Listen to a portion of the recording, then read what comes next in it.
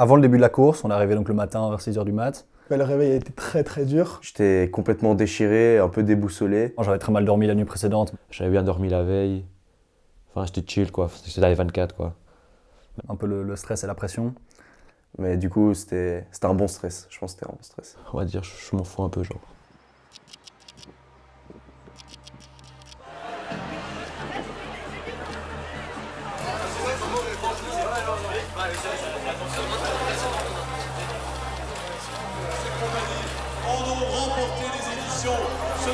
Donc on sait qu'on est parti pour 24 heures et que le fun est reparti comme les années d'avant.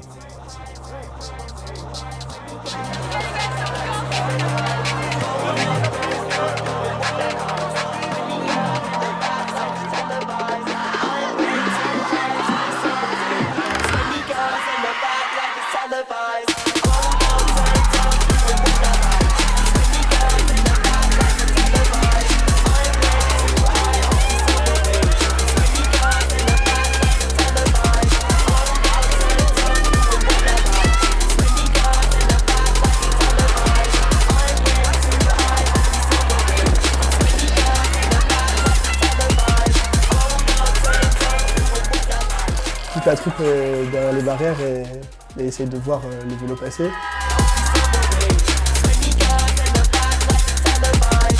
Notre scout dessus, un des meilleurs, Haile Russe.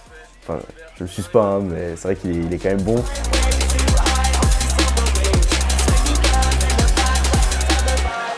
Donc la première heure, les 2 premières heures, on n'a eu vraiment aucun souci, ça tournait bien du côté des scouts et on sentait qu'on était fort. Surtout que moi, comme c'est ma dernière fois, j'avais beaucoup d'attentes de ces derniers 24, essentiellement parce que l'année passée, on avait fait quand même terminer 8ème, une place quand même historique pour la T3, on n'avait jamais fait aussi bien. On est plus rapide qu'eux, je te promets. C'est vrai que ça roulait très fort dès le début. Tous les autres mecs sur le vélo avaient la dalle.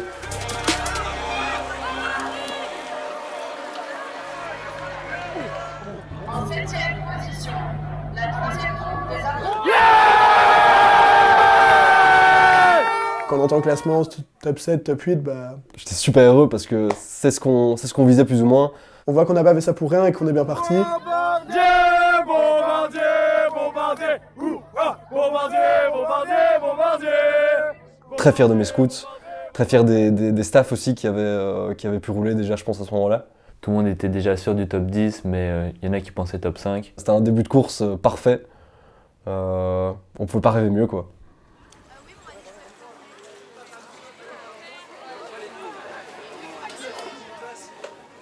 On a eu énormément de crevaisons, on a dû je pense changer 5 fois de roue sur les 24. Il y a énormément de chances de chuter, mais la route, c'est une route qui est en macadam, il n'y a pas beaucoup de trous. De toute ma vie au 24, le vélo a peut-être crevé une seule fois.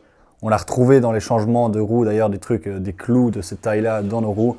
En roulant dans le peloton et en discutant avec d'autres gars, j'ai remarqué qu'on n'était pas du tout un cas isolé et qu'il y avait pas mal d'autres troupes qui crevaient beaucoup, notamment dû à des clous qui étaient laissés sur la route.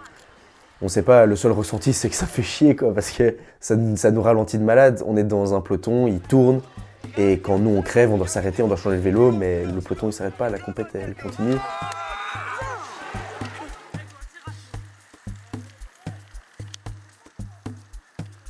Pour moi, la nuit, c'est un de mes moments préférés.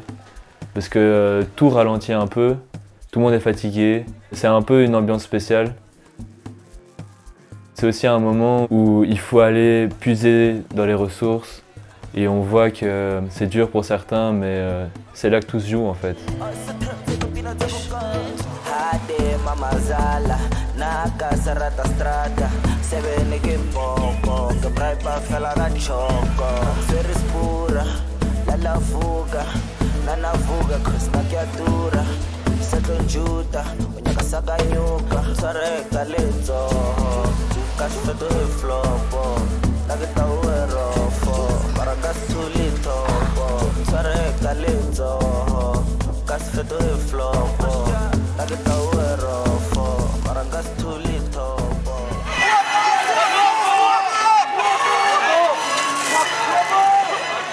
On me réveille, Haile Russe vient dans notre tente et il nous dit ouais les gars, on a un gros problème, Xerus, qui est aussi un de nos tout bons rouleurs, a chuté, il s'est blessé, il a cassé le Kyoto, on a perdu quasi 5 fois le peloton, Là, on a redescendu, mais hyper fort dans les classements. C'est la merde, on est tout seul. Il n'y a aucun staff sur le stand, il y a juste Braque qui tient bon avec les chronos. On n'y arrive pas, il faut que vous veniez nous aider. Et il fait froid, tu dois te changer, tu dois te rhabiller. Là, c'est plus le moment d'aller dormir, là, c'est le moment d'aller se tuer sur la route, d'aller tout donner parce que c'est pas encore fini, il est que 2 heures et ça finit dans 14 heures. Et Xerus est dans un état pas terrible. Et on voyait bien qu'il était totalement niqué. Le vélo 1 qui part en... qui est fini quoi. Enfin, en tout cas, dans ma vision, à ce moment-là, c'était fini. Donc là, il nous explique qu'il venait de rouler plus d'1 heure. D'un côté, on est heureux qu'il ait pu tenir son heure 20 parce que sans ça, on savait vraiment pas quoi faire, on n'avait pas trop plombé. Mais d'un autre côté, le vélo cassé est très mauvaise nouvelle et surtout un Xerus abîmé qui était censé encore nous rouler 1 heure le lendemain matin. On avait heureusement 3 anciens qui étaient là et qui avaient eux-mêmes commencé à remplacer les pièces du vélo cassé en démontant un vélo de Budorcas pour aller remettre le cintre sur le Kyota pour en recréer un vélo qui était potentiellement roulable parce que le cintre était cassé en 2 complètement. Et grâce à eux, on a pu remettre le Kyota à un moment de nouveau sur la piste. Et donc on roulait sur le Bianchi, il n'y a que les petites vitesses. Tu savais que tu étais capable physiquement, mais en fait le vélo, les vitesses ne suivaient pas du coup. J'en ai pas beaucoup parlé avec Braque sur le moment même, parce qu'à ce moment-là, je pense que moi en tout cas, j'étais dépité. Et du coup, entre la fatigue, le dépit, et voir mes 24 s'écrouler comme ça petit à petit, tu sentais qu'il y avait une vraie tension quoi. Ouais, les 24 partaient tout doucement en vrille quoi.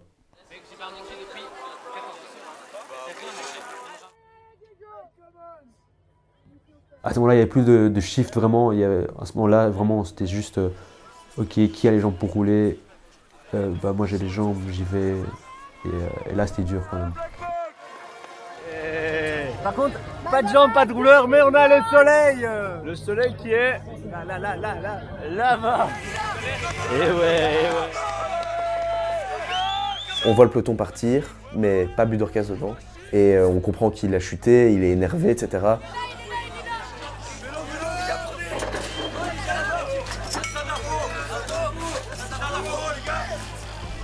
Après toutes les casses qu'on a vues, encore une chute, c'était horrible quoi.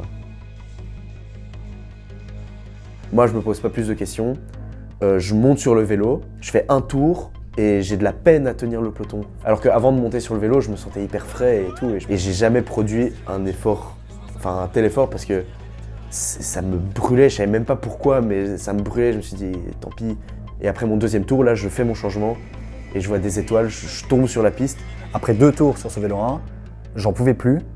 Mais on se posait vraiment des questions, on disait, mais c'est pas possible.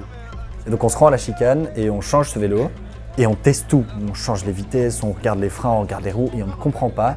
Tout a l'air de fonctionner complètement normalement. Et à un moment, il y a le grand frère de Mazama qui se penche sur la selle et il remarque que le vélo s'affaisse. Il pousse un cri, il se dit « Ouais les gars, qu'est-ce qui se passe ?» Et on voit qu'en fait, le cadre du vélo était fissuré. Et donc quand il y avait du poids, donc quelqu'un sur le vélo, assis sur la selle, le vélo s'affaissait et le cadre frottait contre la roue. Du coup, t'avançais pas et donc tu pédales un peu comme si ça freinait constamment quoi.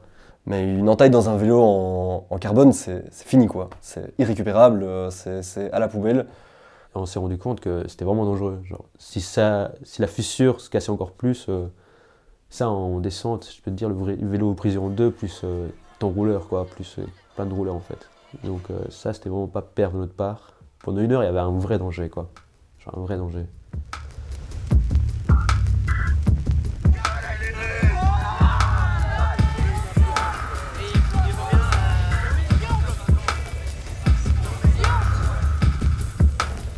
Puis quand ça arrive au final, la fatigue se fait ressentir, mais il fallait tout donner. Donc le final a quand même été dur.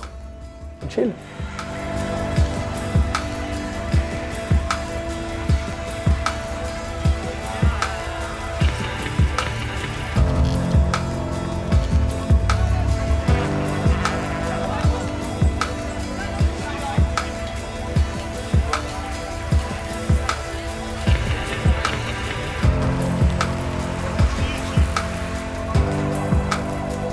À la fin de la course, ça a été annoncé qu'on était 12e. T'es déçu, forcément. Surtout que j'avais dit, si on sort du top 10, on est vraiment des merdes. Et on est sorti du top 10, mais à l'aise. Cette année-là, c'était l'année où il fallait aller chercher un top 5, voire un top 3 si vraiment on avait des bonnes conditions. On pourrait croire qu'on pourrait être déçu de nous alors qu'on a fait tout ce qu'il fallait, on s'est donné à fond, c'est vrai qu'on a eu des problèmes techniques. Mais j'étais fier de la troupe parce que malgré les problèmes qu'on a eus, Il y a 2 ans, je pense qu'on aurait fini top 50. Tu vois. Ça se voit qu'on s'est motivé, qu'on voulait vraiment avoir une place dans le classement. On a tenu jusqu'au bout, on a roulé jusqu'au bout, on a fait de notre mieux. Et je sais qu'on va faire mieux l'année prochaine. Et au niveau des staffs l'année prochaine, on a des bons éléments qui vont arriver. On sera un bon staff de cyclistes. Là, ça va être bien, quoi.